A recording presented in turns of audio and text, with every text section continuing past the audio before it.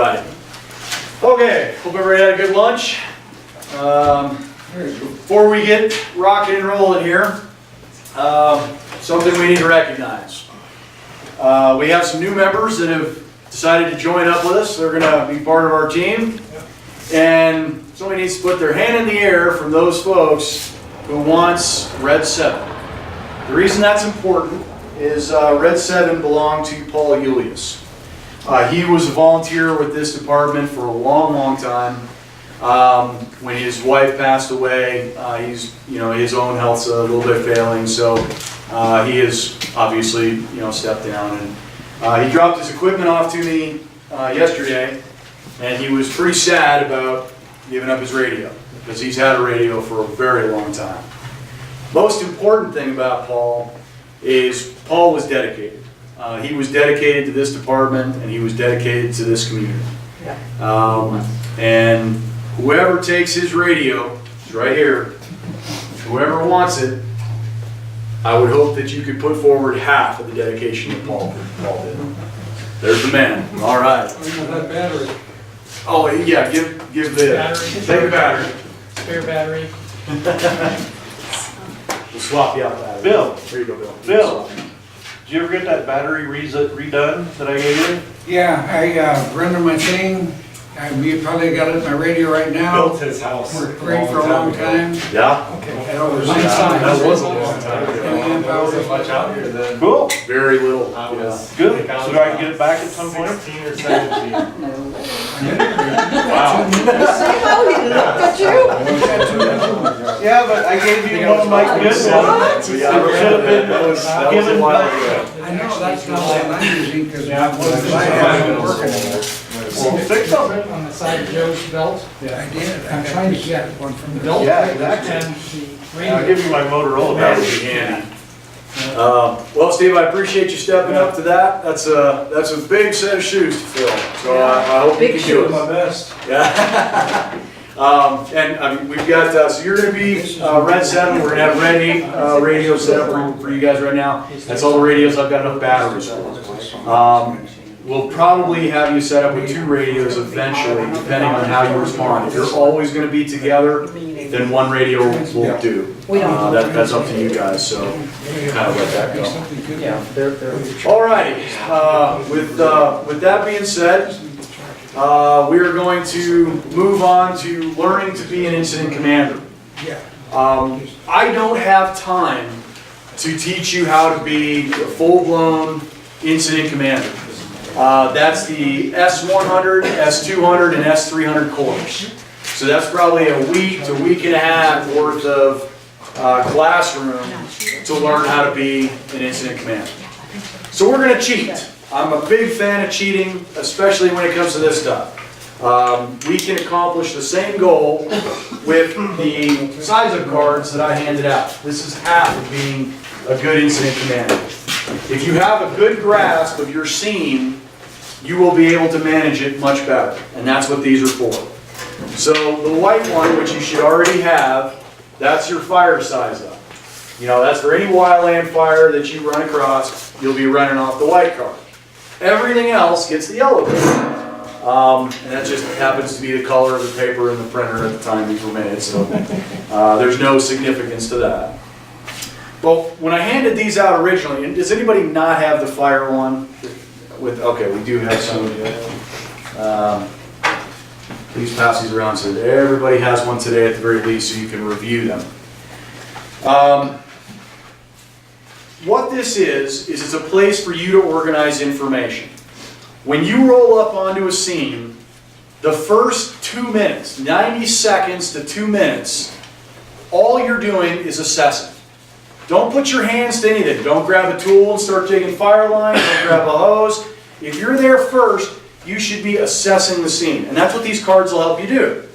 So when you start going through this, incident name, you're going to name your fire. T-post fire. Chris, what was the one you named on the other side over there? Bell's Gulch fire. Which gulch? Bell's Gulch. The way you're supposed to do it is pick the closest landmark on a map. So a river, a drainage, a mountain, all that. And it should be just one word.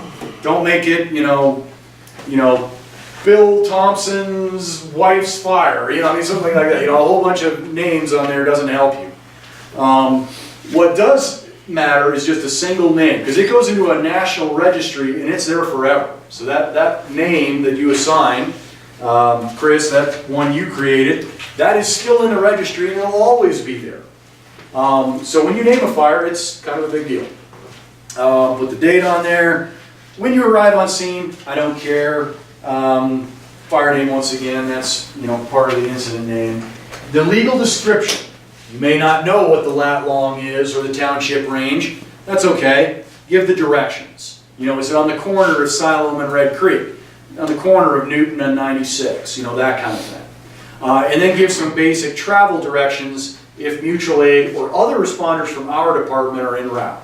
Tell them how to get there. That is where you break. The way these cards are designed is fold them in thirds. And what you basically have when you do that is the amount that you're going to talk about on the radio in one chunk.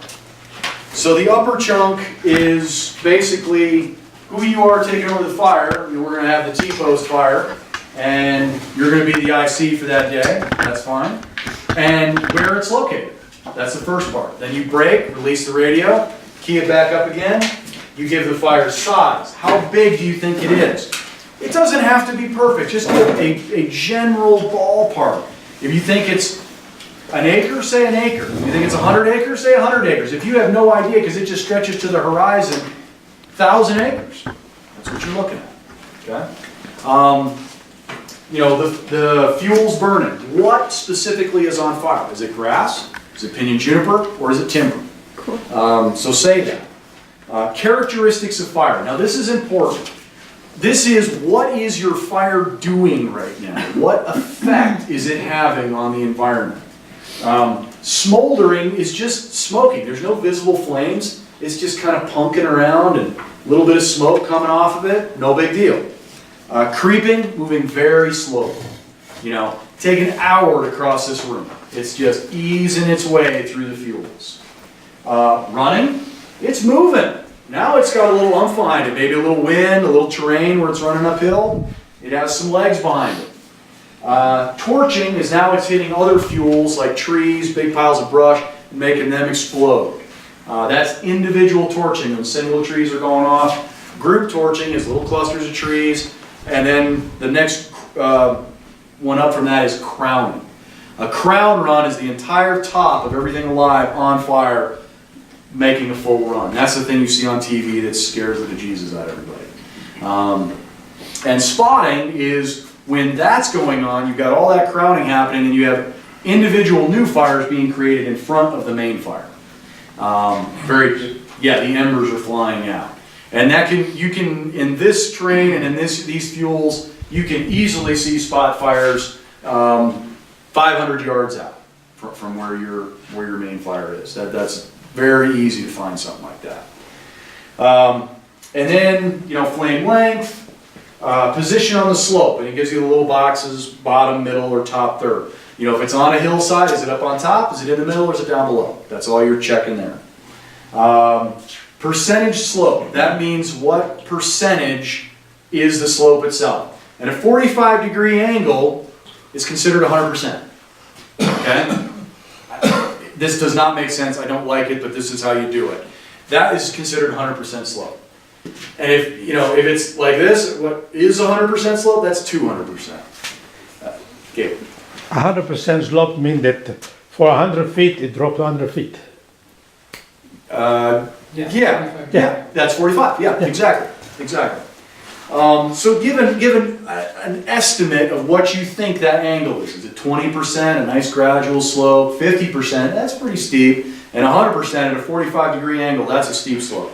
And for a fire, it loves that. Oh, it's going to run uphill all day on you. Okay, so once you've got the aspect or percentage slope, you go to aspect. And aspect is the side of the hill it's on. So, if here's a mountain or a hill, and our compass north is that way, what's your aspect over here? South. North, south. South face. 30 You're degrees. gonna call that the north face? It'd be the face looking north. Okay. So what's this aspect? The south face. South face. This aspect, West face. west face. There you go, you got it. That's what they're trying to find out with that question. What side of the slope, what aspect is that on? And that's actually an important one, because your fuels will burn very differently depending on what aspect of the hill you're on, even on the very same day. The exact same day, you'll have totally different burn conditions depending on what side of the hill it's on. Then your wind, and give speed and direction on wind, and spread potential. You know, and there's all the different boxes of what you think it's going to do. How much could this fire grow?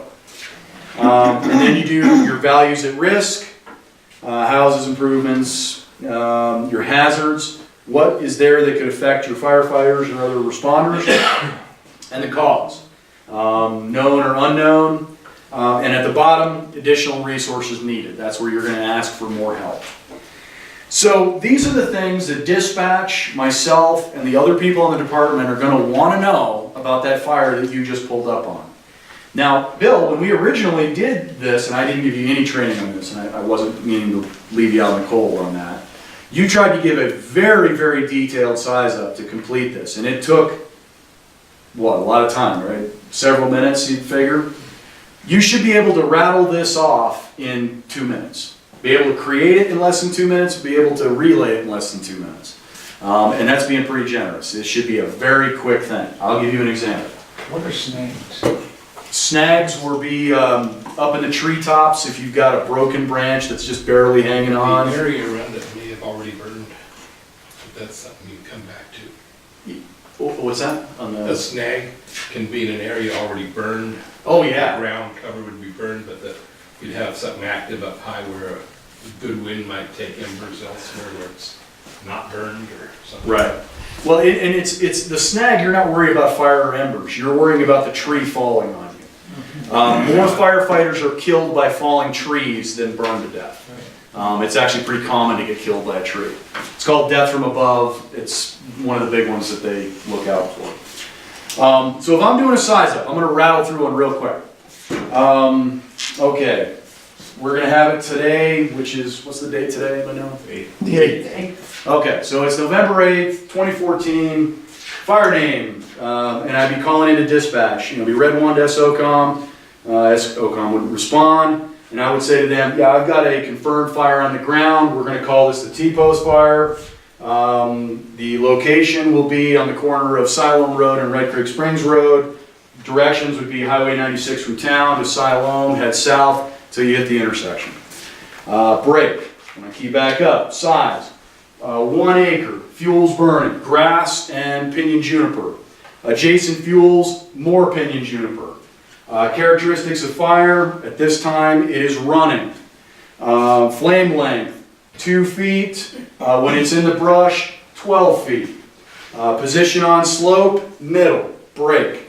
And then I would start going, key back up, percentage of slope, 30%. Aspect would be southeast, wind out of the southwest, 2 to 5, gust to 15. Spread potential, moderate, 6 to 10 acres. Value at risks, homes and power poles. Hazards, none.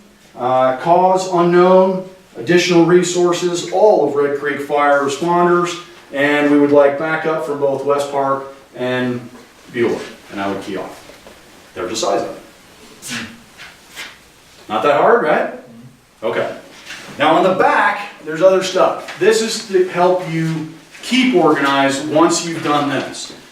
If you're new to fighting fire, you do your first size up, I guarantee you, you're going to be itching to hand this thing off. You know, please, somebody else be responsible for this fire. If you're stuck with it, if you have no choice but to deal with it, the thing on the back is going to help you manage your resources. You know, keep track of your time, the resource or the event. You know, if another engine comes in to help, Beulah sends their brush 2. Their, you know, Beulah brush 2 shows up. Well, now you've got it. You need to record it, put down the time when it arrived, and then the A and the B is where you send it. Because on every fire, you're going to assign 2 divisions, Alpha and Bravo. So you're going to mark, oh, I sent him down Alpha. So at least you know what side of the fire he's on and when he showed up. So, and, did you have a question? No. If you, oh, I've got it here. When you're giving a transition, if you don't want to be IC anymore and you want to give that to somebody else, you have to be able to give whoever you're handing that fire to a proper briefing. Somebody tell me where they would find a briefing checklist. In the little orange book? And what is the little orange book? I did not. Firefighter's handbook. No. Anybody?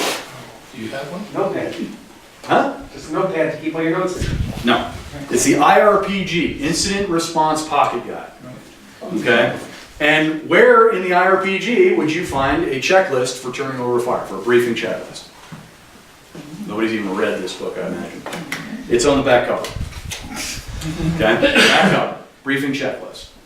And what you're trying to do is, if you're going to hand a fire to somebody, I mean, if, you know, I go to Steve. Steve's got a fire for me. Here it is. There's your fire, and you're going to hand that to me. I know you just want to hand me that piece of paper, right? You're itching to get rid of it. You can't. You got to give me some additional information. I need to know all this other stuff. I'm not going to cover it right now, but it's basically, you know, what is going on? What has occurred so far? What are we trying to accomplish? Are we accomplishing our goals or are we failing?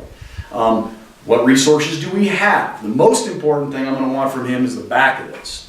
You know, what does he already have? How many resources does he have on scene and where are they? We will cover this. I'll do this as an actual class. We'll do the 131, S131, which is basically how to use this book. But yeah, when I know the resources, now I can start making some good decisions. I'm going to start getting a hold of them. I'm going to group them up into nice little strike teams that I can maneuver easily and then manage the fire. But the step 1 is this card. So after going through that, give me a question on this card. Who doesn't understand something about this? Wow, you guys must be good to grab it that quick. All right. I'm moving very fast to this because I want to get to the hands-on. On the yellow card, this is an all risk. This is for everything else. So if you don't know what it is, it belongs on this card. At the top, you can give it a name if it needs one. If it's a traffic accident or something, you're not going to name that. A flood might be named. You know, fires definitely are. Some major storms have names, that kind of thing. Most importantly is incident type. What are you dealing with? And I created a little checkbox section there so you can actually say, okay, this one, and put an X on it. Makes it quicker. But choose from medical, traffic accident, livestock, hazmat, search and rescue, flood, electrical power pole, road closure, or other. Then you're given directions, same as the other one. How do you get there?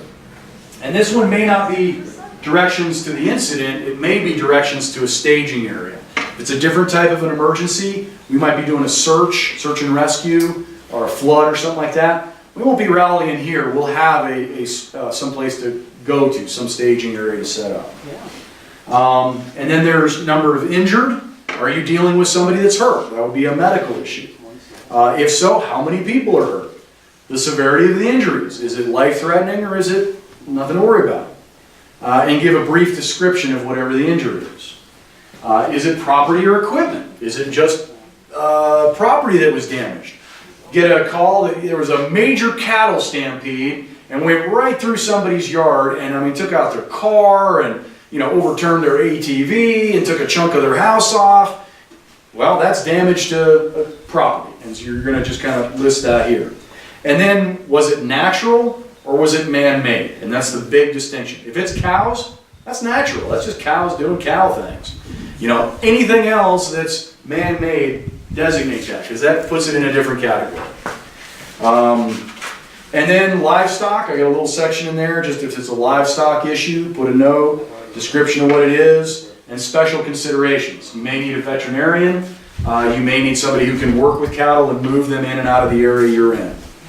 And then other, who knows what else you might have, hazards on scene, whatever you're going to deal with, and then whatever additional resources you need. Now on the back, it's got the same thing, it's just missing the A and B column. Because you're not going to be talking about Alpha and Bravo divisions when you're not dealing with a fire. So don't worry about that part of it. So that's the all risk. It's a little more general, a lot more room to write stuff on, but carry a copy of this in your wallet. Both of these belong in your wallet so that even if you have nothing else but your radio, you can be a huge help to everyone by giving a good size up. The size up is the bread and butter of any response. Questions about that? No. Okay. I was going to do this with sand tables to start, but we're going to just jump right in and do real live stuff. So we're going to have a little more fun with it than that. Sand tables, for the new folks who haven't seen that, is actually literally what it means. I put that box up on the table, fill it full of sand, break out the Matchbox cars, and we start playing in the sandbox. It's I watched actually your pretty cool. videos. Oh, you watched the videos? Okay, cool. I'm sure over 5, I think. Oh, excellent, excellent. So you're ahead of the game. All right, cool. But we're going to skip that today. I'd like to get a little bit more interactive, and we have some other stuff to do with the gear and equipment. I'm going to need a little bit of help with this because we're going to have multiple things going on at the same time. First thing is I want to give everybody an opportunity to practice with these, to be able to do a size up and use these cards and kind of get a feel for how they're going to do that. In order to accomplish that today, we're going to be using our TAC channel. We're going to have a dispatch set up. It's our own little training exercise, so it'll be our dispatch. But we're going to call them SOCOM. That's who's going to answer you on the radio. And we're going to run a little scenario that something bad happened. You're going to have to respond. At the same time you're practicing this, we're going to get a little bit of driver training. So we're going to drive engine 1 to the scene. You're going to have to do your size up, and then you're done. This isn't about taking action. It's not about pulling hose or doing a bunch of stuff. I want to see people use the tools that we're handing out here. Because these literally are the cheat sheets of how to take over a scene and do it right. And with this, you're 10 steps ahead of everybody else, because very few people use these. I think Pueblo County just started using them here in the last year or so. But this, for us, will make life a lot easier. So, we do need everybody in gear though. You need helmet, yellow shirts, everything else. If you've got boots, put them on. And we're going to start with just building some hose packs and rolling up some hose. We've got a bunch of hose that has been inappropriately used for many years. We're going to use it the right way. And first off is building some hose packs. So while that's going on, everybody's going to get an opportunity to rotate in and use their size up cards and actually get a size up on an instant. Cool? All right. Okay, where is Bill? Bill H. Bill H. You want it all. He's right here. Could you pull engine 1 out, please? We may have to use this. First one, go outside. Outside around the building clockwise. Yep. You'll find a porta potty. Yeah. At least that's the theory. Right at the They hadn't been disappeared by the aliens. Little snug in here? Yep.